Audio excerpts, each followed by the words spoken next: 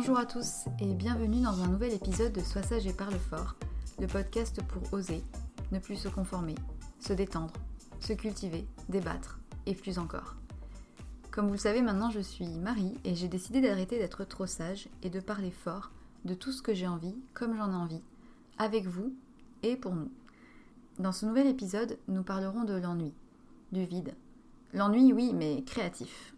Parce qu'en réalité, il semblerait que ce soit ça le secret de l'inspiration, d'apprendre à se retrouver face à rien. Et c'est pas facile.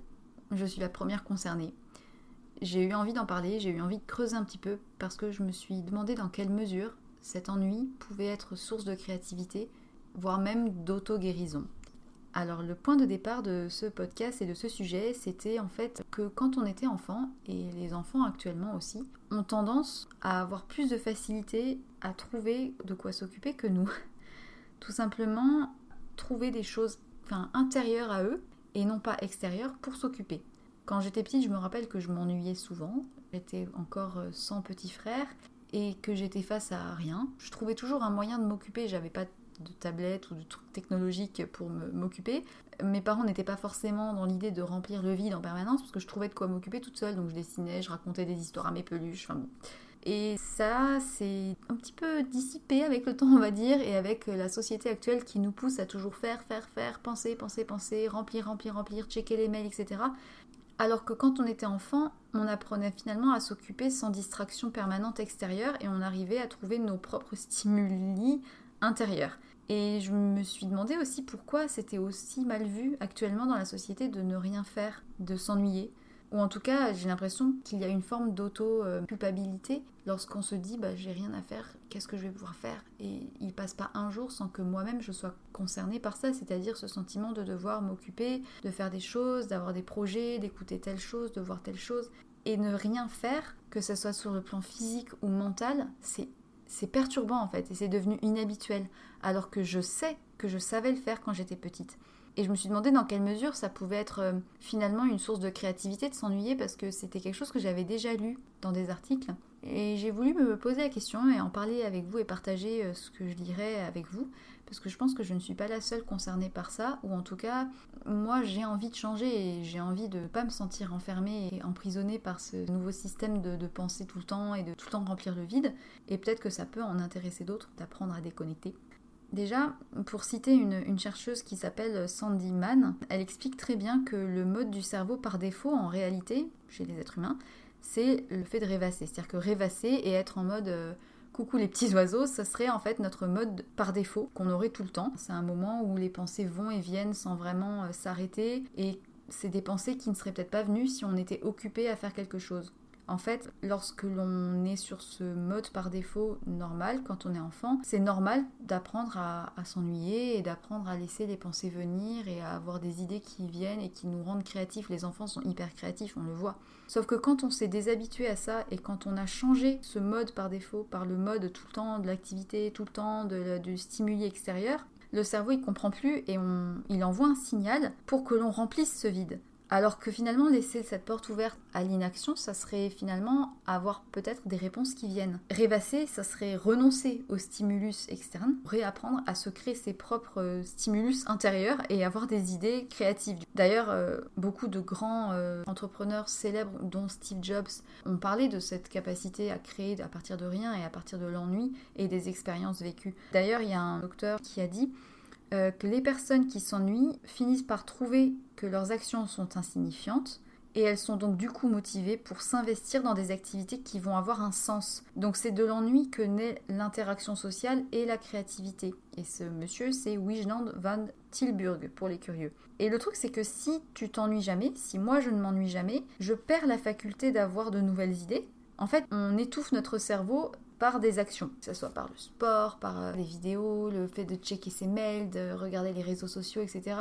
Et je suis la première victime de ça, c'est bien pour ça que j'en parle. J'en parle pas du tout pour donner des leçons et dire arrêtez de vous connecter tout le temps. Enfin, je suis la première à me rendre compte que je sors du métro, je regarde mon téléphone, je regarde si j'ai un message sur WhatsApp, si quelqu'un a répondu, ou quelqu'un m'a envoyé un commentaire, ou si j'ai reçu un mail, ou blabla. Et ça arrête pas, et je me rends compte que ça impacte en plus mon sommeil, enfin j'en suis même convaincue. Et d'ailleurs, pour reciter quelqu'un encore, cette chercheuse, je vais citer sa phrase en anglais parce que je pense que vous la comprendrez. Once you start daydreaming and allow your mind to really wander, you start thinking a little bit beyond the conscious, a little bit into the subconscious, which allows sorts of different connections to take place. Et en fait, c'est ça, je pense que quand on apprend à faire face au vide, on laisse la porte ouverte à des choses qui relèvent du non-conscient et de l'inconscient, et c'est en ça que je dis que ça peut avoir un pouvoir d'auto-guérison, parce que si on permet à des réponses de venir à des questions qu'on a et qu'on étouffe en permanence par des choses, on ne peut pas avoir ces réponses. Et moi, actuellement, il y a plein de questions auxquelles je n'ai pas de réponse, et je me dis que si je peux avoir un moyen de laisser la porte ouverte à des réponses qui viennent, j'aimerais vraiment me sentir libre de savoir m'ennuyer et d'en profiter sans culpabiliser. Actuellement, je sais pas forcément ce que j'ai envie de faire de ma vie. Je me pose des questions comme est-ce que aujourd'hui j'ai envie de faire ça ? Est-ce que les personnes que j'ai vues aujourd'hui m'ont fait du bien ? Est-ce que j'ai appris des choses ? Est-ce que j'ai appris des choses qui me font plaisir, qui me rendent heureuse ? Est-ce que j'ai vu le temps passer très vite parce que j'étais sur des choses qui m'ont passionnée ? Je pense vraiment que si on prend un homme ou une femme hyper connecté, hyper occupé, qui check ses mails tout le temps en permanence et qui ne s'arrête jamais pendant 20 ans, est-ce que cette personne, c'est pas la personne qui va faire un burn-out ? Parce qu'en fait, on a changé nos modes par défaut, et nos modes par défaut, à force d'être hyper connectés, c'est devenu une hyper connexion permanente, et notre cerveau, il s'est habitué à ça, et faire le contraire, ça nous paraît bizarre, en fait. Sauf que faire plusieurs choses en même temps, c'est pas possible pour le cerveau. Ou du moins, on a l'impression que c'est possible, mais il le fait pas vraiment. Au contraire, faire plusieurs choses en même temps, c'est en fait switcher de l'une à l'autre très très très très vite, sans s'arrêter dessus, et ça épuise. C'est-à-dire que ça bouffe les ressources énergétiques, mentales, et c'est pas productif du tout, et on a l'illusion de faire plusieurs choses en même temps, mais non, pas du tout. Et je te rassure, que t'aies un cerveau homme ou un cerveau femme, tu ne sauras jamais faire 3 choses en même temps. Tu peux switcher très très vite, mais chaque chose t'épuisera plus qu'autre chose que de focus sur une chose à la fois. Et d'ailleurs, la chose intéressante à voir, c'est qu'il y a 10 ans, notre cerveau avait une moyenne de switch de 3 minutes. C'est-à-dire qu'on switchait de chose à chose toutes les 3 minutes. Et cette moyenne est passée à 15 secondes aujourd'hui. C'est pour dire l'état dans lequel nos cerveaux sont stressés actuellement.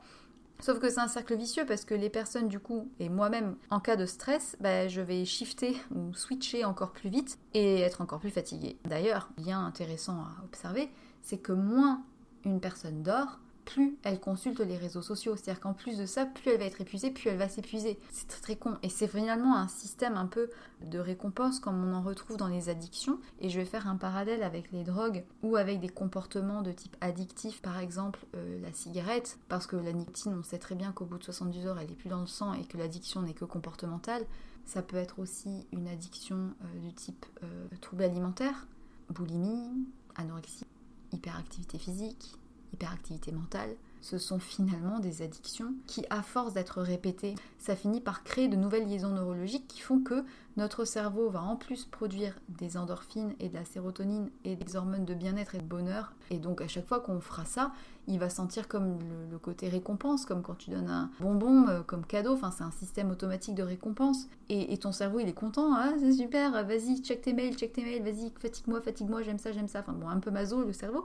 Mais c'est un cercle vicieux en fait, dont on est au départ peut-être un peu fautif, mais au final, c'est un peu pas notre faute. Sauf que c'est hyper culpabilisant du coup de faire le contraire de ce qu'on a envie de faire, déjà. Et on finit par être addict et à souffrir de cette peur de manquer de quelque chose d'important, et ça s'appelle FOMSI, Fear of Missing Something Important. Donc en plus ça a eu un terme, donc c'est pour dire que c'est vraiment pas anodin et que tu n'es pas la seule, ou tu n'es pas le seul à souffrir de ça, on est beaucoup apparemment. Sauf que ce culte de l'ultra-productivité, de l'ultra-connexion, de l'ultra-performance tout le temps, c'est en plus hyper culpabilisant. Est-ce que tu as déjà vu sur les réseaux sociaux, sur Instagram ou autre, quelqu'un qui poste sa photo, qui dit « Aujourd'hui je ne fais rien, je regarde le plafond ». Non. Toi-même tu ne le dis pas et tu ne le fais peut-être pas parce que c'est hyper dur. Et pourtant, je te mets au défi de t'allonger sur ton canapé et d'attendre le temps qui passe. Sans un livre, sans une musique, sans un podcast, sans tout ça. Et c'est dur. Et c'est là qu'on se dit putain mince, je suis dépendante à la connexion, je suis dépendante à faire et je ne sais même plus m'ennuyer comme quand j'étais gosse. Et c'est en ça que je trouve ça malheureux. Et c'est pour ça que j'ai eu envie d'en parler, parce que je pense que je ne suis pas la seule à souffrir de ça. Et personnellement, ça ne me rend pas heureuse de voir que je suis soumise à ça. Ça me fait pitié presque pour moi-même. Enfin, je me dis, mais arrête Marie, enfin, tu t'en fous, enfin, mais merde, enfin, ennuie-toi et accepte-le de ne rien faire du tout. Et de t'ennuyer et de laisser juste le temps qui passe. Et j'aimerais vraiment que vous me disiez si vous arrivez à le faire. Et je pense que j'aurai pas beaucoup de retours positifs dans ce sens. Alors que, paradoxalement, les enfants savaient déjà très bien faire ça tout seuls. Et aujourd'hui, le truc qui est un peu inquiétant pour les enfants d'aujourd'hui et de demain, c'est qu'en plus, on les soumet à une hyperactivité de plus en plus tôt, mentale ou de connexion. Et je me dis, qu'est-ce que ça va devenir si nous déjà, alors qu'on est arrivé à s'ennuyer à peu près tout seul quand on était gosse, si on n'arrive plus à le faire nous-mêmes maintenant, qu'est-ce que ça va être pour les enfants de demain? Et la chance qu'on a quand on est enfant, c'est qu'on peut les forcer à se déconnecter si on les laisse s'ennuyer, alors que nous, pour nous auto-forcer à nous recadrer et à nous désintoxiquer de tout ça, il faut quand même volontairement se faire du mal à se couper de tout ça. Et du coup, c'est pas évident, c'est une addiction. Mais je me suis quand même posé la question sur le côté créativité. En quoi ça nous rendrait plus créatifs et plus, j'aimerais pas dire intelligence dans le sens intelligence intuitive, vous voyez ce que je veux dire? Un peu plus artiste en nous et un peu plus sensible que si on fait tout le temps des choses. En quoi s'ennuyer, ça pourrait nous apporter en fait en termes d'inspiration? Une étude récente qui a été faite, menée par cette même chercheuse Sandy Mann, sur 2 groupes de personnes. Un groupe devait recopier des lignes de numéros téléphoniques et l'autre groupe était sur son téléphone. Et ensuite, ils ont pris ces 2 groupes-là, ils leur ont donné des gobelets en plastique et ils leur ont demandé de trouver le plus d'utilisation. Et évidemment, vous allez ne pas être surpris vu tout ce que j'ai dit avant, mais le groupe qui avait dû s'ennuyer à recopier des lignes de téléphone d'un annuaire a trouvé beaucoup plus de choses originales à faire avec les gobelets en plastique que ceux qui n'avaient pas... pu s'ennuyer et qui avaient été en permanence sur leur téléphone ou autre. Donc en fait, pousser les gens à trouver des choses plus intéressantes que l'ennui, finalement ça pousse à la créativité. Tout ce que j'ai dit là, c'est bien beau, c'est bien gentil. Marie, merci de nous dire qu'on est des hyper connectés devenus débiles. C'est un peu dommage et un peu triste. Mais qu'est-ce qu'on fait du coup? Est-ce qu'on a envie de changer ou est-ce qu'on se satisfait de cette course à la connexion et cette course à l'activité cérébrale permanente? Je vais quand même vous donner des pistes de solutions parce que moi ça m'intéresse aussi. Personnellement, j'ai pas envie de me retrouver un jour contrainte par la vie ou par autre chose qui fasse me rendre compte que je ne suis pas capable de penser par moi-même de manière intérieure, vous voyez ce que je veux dire, et de m'ouvrir à mon monde intérieur. Ça fait très psychologie de comptoir, mais je pense vraiment que c'est la seule manière d'avoir des réponses à des questions que je me pose. Malheureusement, je vais en décevoir plus d'un, peut-être, mais comme n'importe quelle addiction, il n'y a pas d'autre manière que la manière forte, entre guillemets, à savoir de sortir de sa zone de confort et d'aller justement dans l'inconfort, dans une situation inconfortable, pour que du coup on revienne à un mode normal pour sa santé mentale. Et du coup, au départ, c'est pas agréable du tout. Donc il faut clairement se faire violence et faire ce qu'on n'aime pas. Donc ne rien faire, s'ennuyer. Couper le téléphone plusieurs jours d'affilée s'il le faut, couper internet, supprimer des applications, ne pas regarder ses mails, tout ce qui peut être propice à la connexion en fait. Là je parle de l'exemple de la connexion technologique, mais ça pourrait être très bien, si t'arrives pas à rester posé chez toi et ne voir personne, si, fais-le, force-toi, jusqu'à ce que ça devienne facile. Alors ça fait très donneuse de leçons parce que voilà, mais je suis la première à savoir qu'il faut que je le fasse et que j'essaye de le faire tous les jours, de trouver des trucs pour me mettre en danger, entre guillemets. Et c'est dur, et en même temps, c'est encore plus dur de se voir dépendante de choses extérieures. Personnellement, je le vis plus comme une prison, en fait. Je pense à nouveau aux addictions. Quelqu'un qui serait addict à quelque chose, à une bouteille d'alcool, à une drogue, à un comportement pathologique, il sait que c'est pas bon pour lui. Il n'y a pas d'autre manière que de se faire violence pour l'arrêter. Et tant qu'en plus la société continue de nous dire que c'est bien de faire des choses en permanence, c'est hyper dur de se faire violence pour faire le contraire. Et pourtant, savoir que je peux perdre en créativité, que je peux perdre en intelligence émotionnelle et que je peux perdre en bonheur et en zénitude à force de trop faire comme ça et à trop fonctionner dans ce système-là, quand même je me dis ça vaudrait le coup de se poser la question de ce que je peux faire pour justement changer. Et pour en avoir parlé avec plusieurs personnes sur d'autres thèmes, sortir de sa zone de confort et affronter des choses qui sont difficiles, c'est le meilleur moyen pour que, à terme, ça devienne facile et que ça redevienne quelque chose de naturel et de sain et de normal. petit poke à toutes mes compagnes de galère. Voilà. En fait, je pense qu'il faut considérer l'ennui comme une porte pour trouver des réponses. Je dis pas que c'est facile, je dis pas demain, vas-y, tu t'éteins tout et tu t'allonges sur ton canapé et t'attends que le temps passe. C'est super dur quand on n'est pas habitué. Mais je pense que se mettre des petits temps et des petits laps de temps où on se met au défi de couper, ça peut être un début. Ça peut être 10 minutes le matin en te réveillant, de t'asseoir en tailleur et de respirer. Alors tu peux t'aider de petits bambous ou de n'importe quelle application de méditation. Ça peut être avec le café, après le repas, juste fermer les yeux 5 minutes pendant qu'on digère. Voilà, on souffle, on se met dans le calme. Si t'es au travail, ça peut aller t'isoler dans les toilettes. Enfin, j'ai fait ça, de me mettre dans les toilettes pour couper, pour fermer, d'aller faire un tour dehors. Alors quand je dis faire un tour dehors et d'aller marcher, tu laisses ton téléphone chez toi et tu vas pas te mettre à faire les boutiques et à regarder les magasins. Non, tu vas dans la nature, tu t'assois sur un banc, t'écoutes les oiseaux, tu marches un peu, mais t'es là, t'es pas occupé ou hyper stimulé par un truc extérieur. Alors oui, tu te balades un peu, tu t'occupes un peu, mais en tout cas, tu le permets à ton esprit de divaguer. On peut trouver chacun des petits outils pour démarrer. Le yoga, en tout cas le yin yoga, qui est pour moi la pratique la plus inconfortable. J'essaie d'en faire de temps en temps parce que je sais que ce qui est inconfortable est en fait ce dont on a le plus besoin. Le yin yoga, pour ceux qui ne connaissent pas, c'est un yoga dont les postures sont maintenues plusieurs minutes sans bouger, sans effort, d'une manière très restaurative et très lascive, très souvent allongée, et où on a juste à attendre le temps qui passe et écouter la voix du professeur. Et c'est vrai que c'est plus simple pour moi d'avoir ce cadre du cours avec la voix du prof qui nous rappelle que c'est pas grave, c'est ok si on s'ennuie et c'est ok s'il y a des pensées qui viennent, on a juste à se refocus sur la respiration, à arrêter d'avoir le cerveau qui frétille dans tous les sens en mode sauterelle. Mais c'est super dur, c'est dur, mais en même temps quand on ressort, on a ce sentiment à la fois d'agacement parce que c'était pas très agréable et en même temps on sait qu'à terme ça fait du bien et en même temps ça détend. Donc c'est un peu paradoxal et chacun peut trouver des petits tips qui feront que ça aide à lâcher, mais ça peut être du dessin pour commencer, ça peut être d'aller acheter des pots chez Truffaut et d'aller faire du rempotage dans son appartement si t'as pas la chance de vivre avec un jardin, pauvre petit parisien que nous sommes. Ça peut être câliner son chat si t'as la chance d'avoir un chat et juste rien faire d'autre. Ça peut être t'allonger sur ton canapé, ton lit et regarder le plafond et te poser des questions et attendre que ça vienne ou pas. Et c'est tout. T'as vu ? Je t'ai mis des temps de secondes. T'as dû flipper, tu t'es dit mince, elle est partie. Non, je t'ai fait t'ennuyer pendant 4 secondes. Voilà, humour. Mais c'était la petite réflexion que j'avais envie de partager avec vous, ce petit débat. Et je pense que on peut recréer des nouvelles liaisons neurologiques et entre guillemets remettre à jour notre système, rebooter notre cerveau en mode c'est ok de rien faire et je suis quelqu'un de zen et je suis quelqu'un qui est pas obligé tout le temps d'aller faire du sport, d'aller voir des gens, d'aller boire des verres, d'aller faire au cinéma, d'aller acheter ça, d'aller acheter ci. Parce que l'achat, comme j'en avais parlé dans le podcast, le fait de se désencombrer, ça revient un peu au même, ça revient à se remplir de tout le temps, enfin par peur du vide, par peur de s'ennuyer, par peur d'avoir rien. Et on a une société qui en permanence nous balance de faire, soyez, faites ci, faites ça.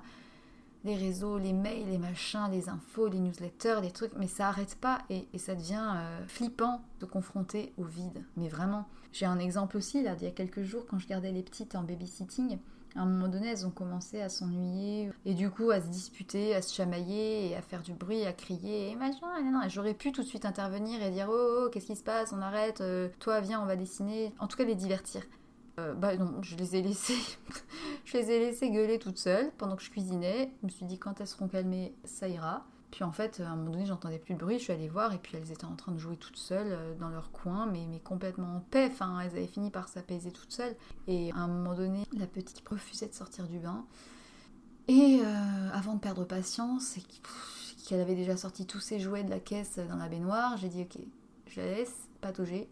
Je lui ai dit, écoute, tu veux pas sortir, c'est très bien, je te laisse dans l'eau, et puis quand on aura marre, tu sortiras. Je suis partie, et je suis allée m'occuper toute seule. Je suis revenue 20 minutes plus tard, elle était toujours dans son bain, mais elle était prête à sortir, elle avait joué, elle s'était ennuyée toute seule pendant son bain, et elle était calme. Et elle s'était calmée toute seule. Et j'étais, allez, on va le dire, j'étais quand même plutôt fière de moi.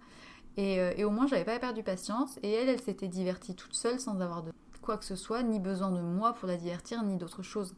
Que ça flotte, ça mousse et c'est Barbie dans l'eau, quoi. Donc voilà, c'était très bien. Un autre exemple peut-être qui vous parlera. Vous connaissez la pub Ikea je pense pas qu'elle passe encore, mais c'est la pub Newt, où on voit un mec s'affaler dans son canapé Ikea avec un journal, comme s'il allait s'ennuyer. Et d'un coup, il tombe dans son fauteuil et tout de suite, il y a la musique. Et d'un coup, il a la créativité qui vient, il commence à assembler plein de poufs les uns autour des autres et ça fait une voiture de course. Et là, après, il s'imagine genre en mode conducteur de course automobile. Donc voilà, ça vous rend créatif de vous ennuyer ou en tout cas de vous poser. Et c'est tellement ça. Et j'ai trouvé que c'était assez symbolique, mais ça m'y a fait penser. Donc voilà. Je crois que j'ai fait un peu le tour du sujet. J'espère que ça vous aura plu. Je tenais aussi à vous remercier pour les petits messages que je reçois en privé de certaines personnes. J'ai toujours ce syndrome de l'imposteur et j'ai peur à chaque fois d'enregistrer un podcast et j'ai le sujet sur les lèvres et j'ose pas parce que chaque fois j'ai l'impression, je me dis c'est nul, ça va pas plaire et tout.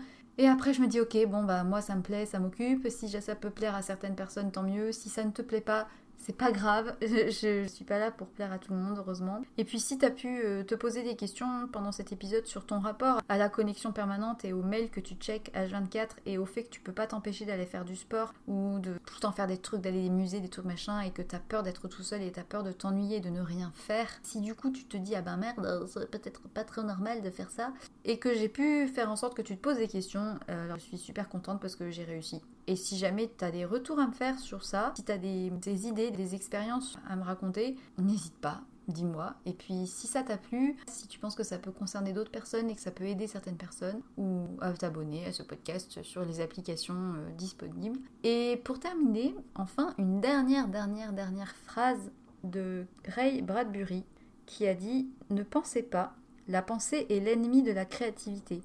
C'est conscient, et tout ce qui est conscient est mauvais. Vous ne pouvez pas essayer de faire des choses, vous devez simplement faire ces choses. » Sur ces entrefaits, je vous souhaite de passer une très bonne journée si c'est le matin, une très bonne soirée si c'est le soir, et surtout n'oubliez pas, soyez sages un peu et parlez fort, beaucoup.